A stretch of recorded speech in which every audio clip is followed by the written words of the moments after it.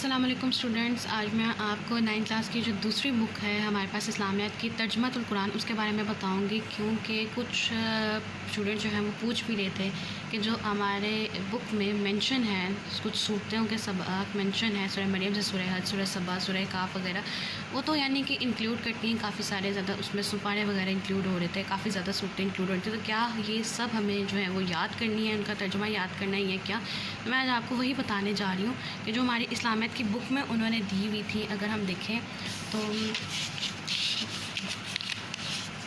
इस समय अगर हम देखते हैं तो हमारे पास उसने तर्जुमातुल कुरान में कुछ सूरतों के इसबाक मेंशन किए हैं, और यही स्टूडेंट्स को कन्फ्यूजन भी आ रही है कि क्या हम इस तमाम सूरतों को जो है वो ज़ुबानी याद करेंगे और इतने कम टाइम में ऐसे कैसे याद किया जा सकता है। तो स्टूडेंट्स ऐसी कोई बात नहीं है, आपने मुकम्मल तौर पर जो सूरतें हैं उनको याद नहीं करना। और आपकी आसानी के लिए मैंने क्या किया है, मैंने एक टेबल क्रिएट कर दिया है ताकि आप लोगों को समझने में थोड़ी सी आसानी हो जाए। जो पहला निसाब दिया गया ना, वो दिया गया है सूरह मरियम से सूरह हज तक, और सूरह मरियम से सूरह हज में इंक्लूड होती हैं सूरह मरियम, सूरह ताहा, सूरह अंबिया, सूरह हज। तो ये आप सारी की सारी सूरतें नहीं करेंगे, ये बहुत ज़्यादा लंबी सूरतें हैं। तो जो बुक है ना इसकी, उसमें उन्होंने सूरत आपको दी पूरी की हुई, तमाम मुकम्मल सुपारे उसमें मेंशन किए गए हैं, लेकिन आपने वो मुकम्मल तौर पर तैयार नहीं करना। उन्होंने एंड पे मेंशन भी किया है कि कुछ मुंतखब आयत है, आपने उनका बामुहावरा जो तर्जुमा है वो एग्ज़ाम्स के लिए तैयार करना होगा। तो स्टूडेंट सबसे पहला जो निसाब है वो है सूरह मरियम से सूरह हज, और उसमें हमारे पास सबसे पहली सूरत आती है सूरह मरियम, और सूरह मरियम का आपने करना है तारुफ, खुलासा और मरकज़ी मज़ामीन, यानी कि उसका पूरा मजमून याद रखना है। MCQ, शॉर्ट क्वेश्चन और लॉन्ग क्वेश्चन के तौर पे आपने ये पूरा टॉपिक तैयार करना होगा। जबकि जो आयात का तर्जुमा है वो सिर्फ आएगा आयत नंबर 32, 36 आपने सिर्फ आयत का तर्जुमा तैयार करना होगा। इसी इसबाक में जो है निसाब में दूसरी सूरह आती है सूरह ताहा। सूरह ताहा की भी आपने तारुफ, खुलासा और मरकज़ी मज़ामीन, ये मैंने एक हेडिंग क्रिएट की है, 2 हेडिंग्स बनाई हैं। इसका मतलब है कि इसके नीचे जो जितनी मैंने सूरतें लिखी हैं इनके आपने सिर्फ तारुफ, खुलासा, मरकज़ी मज़ामीन, इनको शॉर्ट क्वेश्चन और MCQ से और लॉन्ग क्वेश्चन के लिए आपने तैयार करना होगा। जबकि मुंतखब आयत का तर्जुमा आपने तमाम मुकम्मल सूरतें नहीं, बल्कि जो आयत मैंने मेंशन किए हैं उन्हीं का आपने तर्जुमा तैयार करना है। तो सूरह ताहा का भी तारुफ, खुलासा और मरकज़ी मज़ामीन होंगे, और जो आयत है वो सिर्फ 25 to 37 तैयार करनी होगी। थर्ड सूरत आ जाती है सूरह अंबिया, और सूरह अंबिया में हमारे पास आएगा तारुफ, खुलासा और मरकज़ी मज़ामीन मुकम्मल तैयार करना होगा MCQ से शॉर्ट और लॉन्ग के लिए।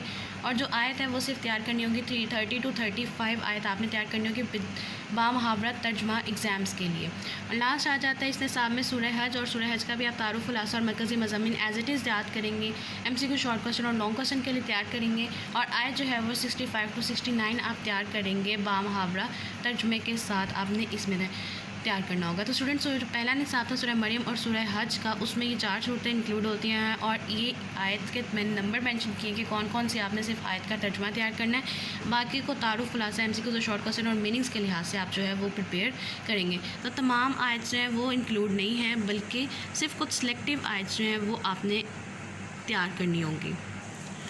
उसके बाद हमारे पास दूसरा निसाब आ जाता है सूरह फुरकान से सूरह सजदा तक। उसी तरह मैंने एक इसकी भी हेडिंग बना दी कि किस चीज़ किन किन सूरतों का आप तारुफ, खुलासा और मरकज़ी मज़ामीन करेंगे, और कौन सी सूरत का आपने जो है वो बामुहावरा तर्जुमा तैयार करना है।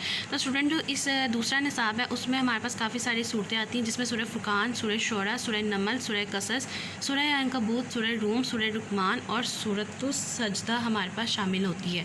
तो स्टूडेंट्स ये सूरतें जो मैंने इस तरफ लिखी है नंबर 1 हेडिंग में, इसका आपने तारुफ भी करना है, खुलासा भी करना है, और मरकज़ी मज़ामीन भी इसके जो है वो तैयार करने हैं। MCQ शॉर्ट और लॉन्ग दोनों के लिए आप इसको तैयार करेंगे। फिर हमारे पास जो मुंतखब आयत हैं वो सिर्फ सूरह फुरकान की आप तैयार करेंगे, आयत नंबर 63 to 77 सिर्फ आप इसके आयत तैयार करेंगे, बाकी किसी भी सूरत की जो है वो आयात जो है पेपर के लिए इंक्लूड नहीं होंगी।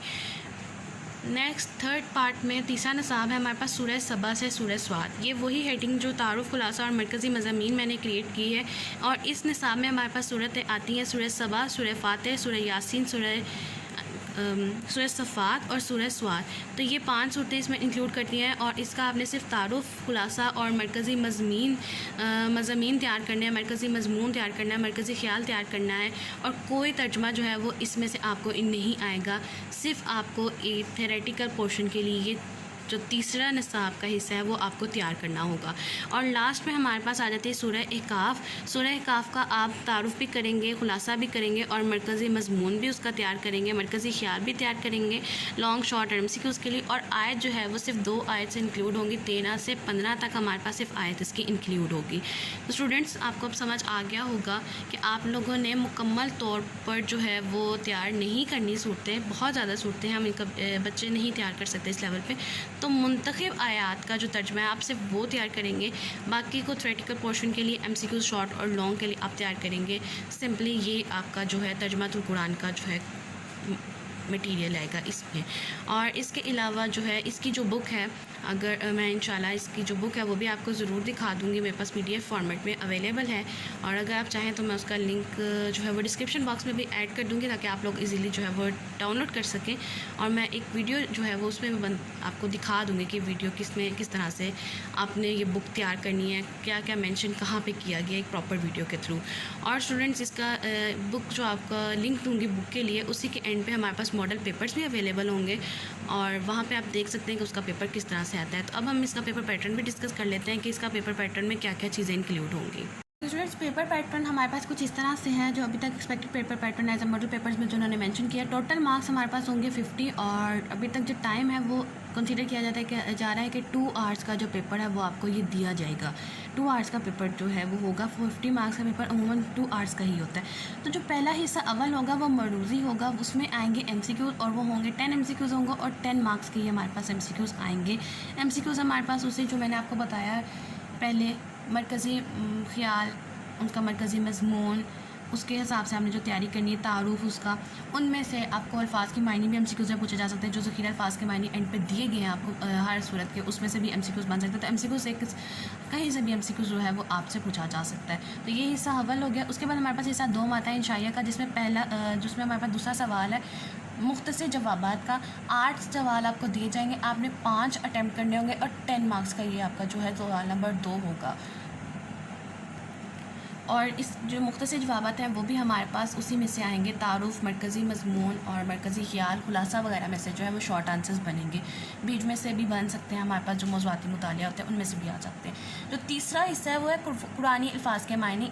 ये आएंगे ज़ख़ीरा अल्फाज के मायने आपके ना हर सूरत के एंड पे मेंशन किए गए हैं, वहाँ से आपको ज़ख़ीरा अल्फाज के मायने तैयार करने होंगे और 8 मायने आएंगे। आपने 5 जो है वो उनका जवाब देना होगा और 5 मार्क्स की मीनिंग जो होंगे वो इंक्लूड होंगे।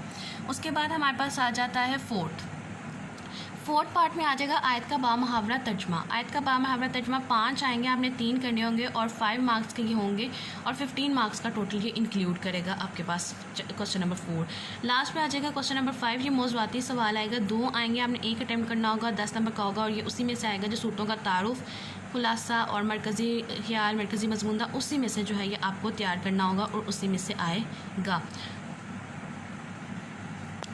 तो स्टूडेंट्स ये था हमारे पास इसका पेपर पैटर्न और उम्मीद है कि आप लोगों की कन्फ्यूजन काफ़ी हद तक क्लियर हो चुकी होगी।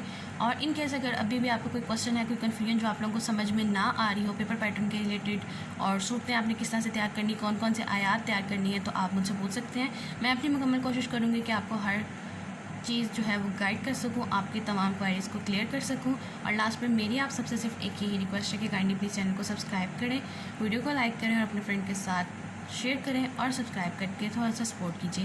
Thank you so much.